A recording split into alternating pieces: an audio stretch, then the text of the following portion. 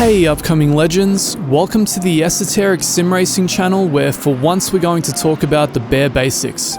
Getting into sim racing can be a daunting prospect. I know, because not too many years ago I was faced with the same challenges as you. Where do you begin? Will a controller be enough, or do you get an entry-level steering wheel? Which brand?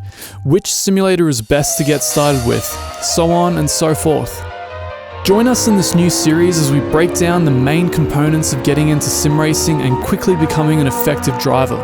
We'll go over everything from getting you started through to quickly putting together competitive laps. Be sure to hit subscribe in order to stay up to date with the future parts of the series, where we'll be going over the ideal peripherals as well as driving and car setup fundamentals. Today, we're tackling what's likely the biggest question on your mind. Which equipment do I actually need to get into this whole sim racing thing? Well, luckily for you, with many of the sims on the market, you actually only need a standard gamepad in order to start racing. While it's a vastly different experience to racing with a wheel, using a gamepad is an inexpensive way to delve into casual sim racing and getting a feel for whether it's actually something you want to invest more money and time into. Furthermore, some of the top leaderboard times on Project Cars 2 and Automobilista 2 are being set with gamepads, so if you have the tenacity to stick with it, you can actually be fairly competitive with them too. That said, this video is not about gamepads. It's about people looking to make the next step on their sim racing journey. While the title asks which wheel is best, we're going to dive into the wheel, the pedals, the shifters, and even the cockpit you want to mount them all to. While the options on the market are myriad, we don't have infinite time, and I'm a sucker for simplicity, so we're going to distill them into clear-cut options for you at each price point. It should be said that this guide is specifically aimed at people that are relatively new to sim racing, and as such, I won't be exploring the vast array of high-end direct drive options available. We'll largely be focusing on the best entry and mid-level options, and we'll restrain our foray into direct drive wheels only to the most accessible. Before we get into the wheels, it's worth offering a brief overview of the three most popular types of technology used to generate force feedback in racing wheels. The first, most entry-level option is gear drive. Susceptible to notable cogging effects, gear-driven wheels make notable sacrifices in performance to maintain a low price point. The mid-range options are largely populated by belt-driven wheels. While still using belt leverage to magnify forces from low-powered motors, well-designed belt-driven wheels can offer very low trade-offs at modest price points. The final tier, populated exclusively by direct drive wheels, represents a design with large motors that have a shaft connecting directly to the wheel, thus drastically reducing any transmission loss. As expected, these come with a price premium. Logitech G29/G920. As vanilla is to ice cream, the Logitech G29 is to sim racing wheels. Being one of the most popular sim racing wheels on the market, the G29 is a relatively inexpensive option that comes with not only a wheel but 3 pedals as well. The G29 is compatible with PlayStation 3, PlayStation 4 and PC, whereas its sister product, the G920, is compatible with Xbox One and PC. Being the only gear-driven wheel on this list, it suffers from an old technology that's used to amplify torque on very low-powered motors. As such, this wheel feels quite notchy and unlike real steering. While it's possibly the best example of a gear-driven wheel on the market, and certainly has the popularity to be compatible with just about every sim on the market, it represents the bare minimum you want to be investing into a racing wheel. Unlike its predecessor, the G27, this one doesn't come with an external shifter, so you'll be forced to use the bundled paddle shifters unless you purchase an external option. This won't be a problem for most people looking to do track racing, but may pose an issue for those who favour driving road and rally cars. The wheel is wrapped in leather, so it feels good in the hands, but the diameter is quite small, thus leading to a somewhat unrealistic impression of handling a car wheel. The motor is quite weak, and as such you may find yourself maxing out gain in some simulators, leading to clipping effects which will remove detail from the force feedback. All in all, it makes for an alright entry-level wheel, but won't compete with the belt-driven offerings in terms of immersion and driving feel.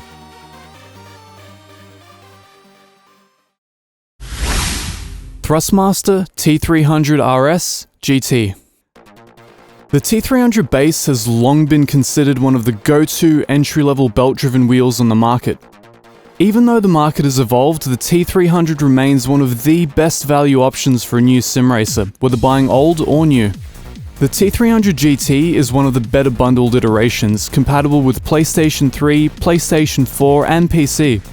It features a dual belt design, 1080 degrees of rotation, GT wheel and T3 PGT pedals.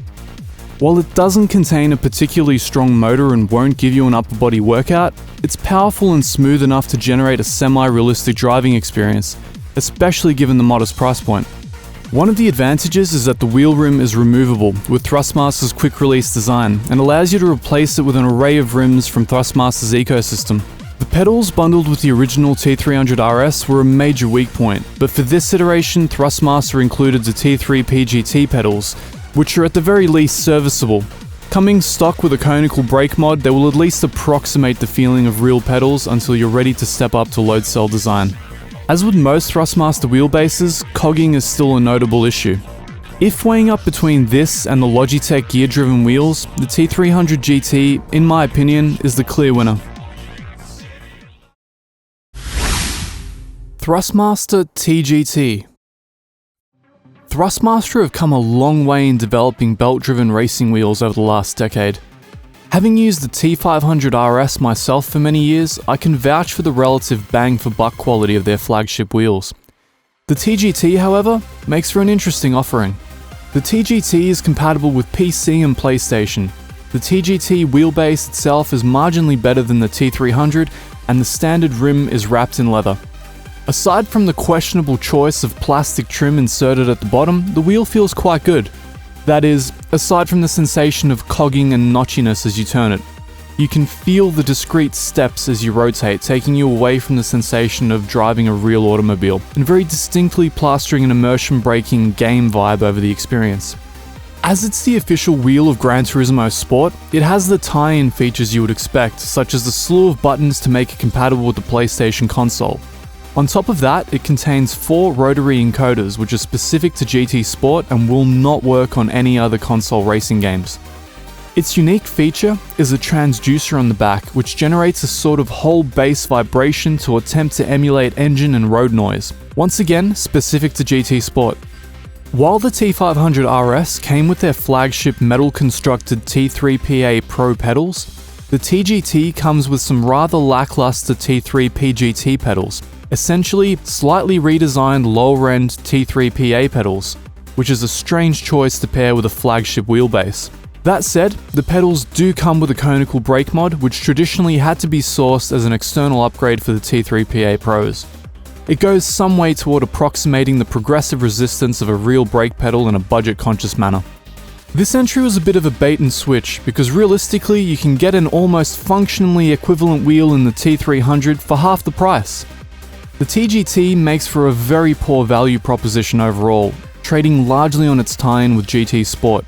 In its price range, you have some notably superior alternatives available, which we'll explore shortly. If you want a solid, entry-level belt-driven wheel, look for a T300 or equivalent.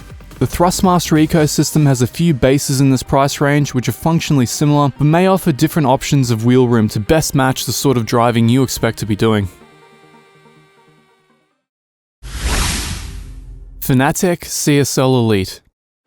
Featuring up to 6 Nm of torque, the CSL Elite brings us into the entry-level range of Fanatic's ecosystem. Though in the broader sense, this belt-driven wheel is exceptionally capable and represents our first option thus far which doesn't make any significant functional concessions to meet its price point. In other words, if you're good at driving, you can use this wheel without any worry of it holding back your performance. The standard version is compatible with both PC and Xbox, and there is also a separately sold premium PlayStation compatible version. Price-wise, the CSL Elite is positioned toe-to-toe with the Thrustmaster T-GT, but in actuality there is little competition between them. It's markedly less notchy feeling than the T-GT and overall has a more expensive presentation. The Fanatic ecosystem is highly modular, and the CSL range has a large number of wheel rims available in it. Rally and road car fan? Simply throw on a standard round wheel. Open wheeler, GT car or prototype fan? Throw on that F1 style rim. While maintaining a similar price point to the T-GT, you can pair the CSL Elite with the CSL Elite pedals including the load cell kit, which elevate the unit to a different performance range entirely. Whereas standard potentiometer style pedals simply measure distance moved, the load cells take into account the amount of force applied to the brake. Since our bodies are far better at remembering force than distance, this makes load cells a vastly superior technology for brake pedals. If it's within your price range, the CSL Elite is a very solid starter wheel and still represents one of the best belt-driven options you can get on the market.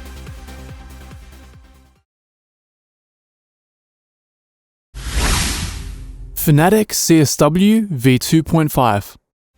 Featuring up to 8 Nm of torque, the CSW V2.5 represents what is likely the best belt-driven wheel on the consumer market. It's compatible with the PC and Xbox platforms. Being almost twice the price of the CSL Elite, you're definitely paying to unlock this tier of belt-driven performance. The first thing worth noting with the CSW is that it has a bit more torque than the CSL Elite. So if you prefer very heavy force feedback, or like stronger transient spikes in feedback, that's worth a consideration. It also possesses 2 Hall effect sensors tracking the position of the wheel axis versus the CSL Elite's one, giving you a slight boost to driving precision. One of the most notable improvements from the CSL Elite, however, is that this base uses twin belts to create its force feedback drive versus the Elite's one. With the exception of some aesthetic considerations such as the rev lights on the wheelbase, the two are largely similar beyond the factors listed above. Overall, the CSW V2.5 can essentially be thought of as an upgraded, improved CSL Elite, one that isn't compatible with the PlayStation.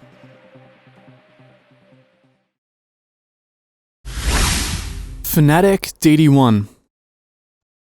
Following on in our direct drive upgrade train, the Fanatic DD1 represents the second best overall wheelbase you can buy from Fanatic, and their cheapest direct drive offering.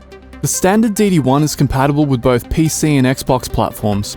The special Podium Racing Wheel F1 option is also compatible with the PlayStation platform. At present, it's the only direct drive wheel compatible with the PlayStation. While you would think the differences between the CSW V2.5 and DD1 would be night and day on account of the improvements in technology used, Fanatic have dialed in their belt drive system so well that this one really becomes more of an option for the enthusiasts with a bit of extra coin to spend.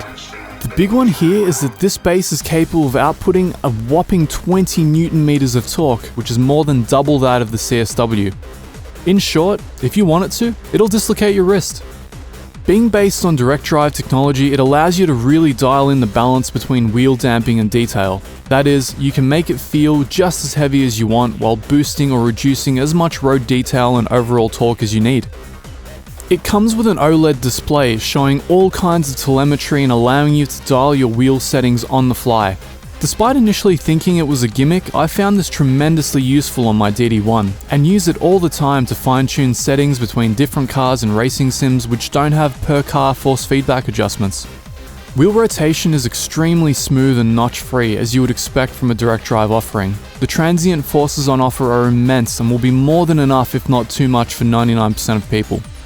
The amount of wheel rotation is theoretically infinite, so you can set it up to emulate whatever utility vehicles you want to drive with a 1-to-1 steering ratio. Despite simming sessions which lasted in excess of 12 hours straight, yes, you heard that correctly, I've not managed to trigger the fan on the unit to turn on, so it would require some insane levels of sustained torque to get the base heating up to unsustainable levels. As such, the unit has been entirely noiseless during its lifetime of operation on this end. For those wondering, why not the DD2? Well, it should be fairly self-evident that even the DD1 is vastly overkill for most people. The DD2 brings with it only more danger to your limbs and would solely be recommended for people wanting to experience realistic forces when training for driving exceptionally high downforce track vehicles or older cars with no power steering. Moving on from the wheels, we can now focus on external shifters and handbrakes to look at. As this section may not be for everyone, we'll aim to keep it very brief and simply give you the main options at each price point again. Logitech G driving force shifter. This thing is awful. Avoid it at all costs. You're better off using shifter paddles or just jumping to a gamepad. It feels more like a toy you would buy your 5-year-old nephew than a shifter used in an automobile. Thrustmaster TH8A. The TH8A is a solid, reliable, largely metal constructed shifter that's found a home in many sim racers' mid-range rigs. In sequential mode, it's a very nice shifter with a good throw and feel that can also double back as an impromptu handbrake if you're a rally or drift head. Its notable disadvantages are a throw that's too long and awkward in H-pattern mode, and that it needs to be partly disassembled in order to switch between sequential and H-pattern modes. Fanatic Club Sport Shifter SQ V1.5. This Fanatic shifter represents one of the most widely accepted iterations of a mid to high range sim racing shifter. Its main competition in this price range is the Thrustmaster TH8A, which the Fanatic is notably superior to. Featuring both H-pattern and sequential shift modes, this shifter has you covered for an array of situations, even functioning as a makeshift handbrake. The key here is that the sequential and H-pattern modes can be swapped on the fly. Fanatic Club Sport Handbrake V1.5. The Club Sport handbrake makes for a relatively inexpensive option for rally or drift heads to send their cars sideways at a whim. There's not much to say other than that it is relatively robust and functions like a proper handbrake. It's a good option if you also prefer using an external shifter, which can't double back as a handbrake in sequential mode. Throwing in a special bonus section, we're going to go over some good options for mounting your newly acquired wheel. It should be said that at a certain point of diminishing returns, the cockpit you mount your wheel and pedals to become vastly more important than the quality of the wheel and pedals themselves. For instance, a Fanatic DD1 mounted to a desk is a far worse option than a CSL Elite mounted to a rigid, reinforced cockpit. A poorly built cockpit or table mounting solution with lots of play and flex will diminish not only your immersion but both your ability to apply force while driving and experience nuanced detail from force feedback. Playseat Challenge. About as entry-level gets, the Playseat Challenge essentially bundles a collapsible racing lawn chair with a wheel stand for your exceptionally space-conscious needs. While it should go without saying that this should only be paired with low-powered wheels, that will be fairly self-evident from its design. Making for a reasonable option if your family doesn't warm to your new sim racing hobby taking up half the living room, this collapsible cockpit makes for a very mobile design for the casual sim racer. Next Level Racing Wheel Stand DD. If you simply want something very sturdy to mount your wheel, shifter and pedals to, and don't so much mind what you're sitting on, the Wheel Stand DD makes for a great option. Being designed specifically for the rigors of mounting direct drive wheels, this will handle just about anything you put onto it.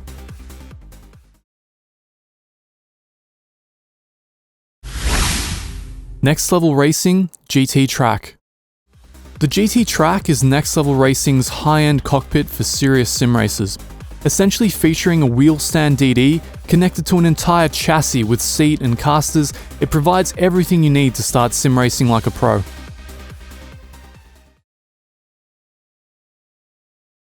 Well, there you have it, our sim racing newcomer wheel primer. Hopefully we managed to give you some helpful insight to navigate a very confusing market.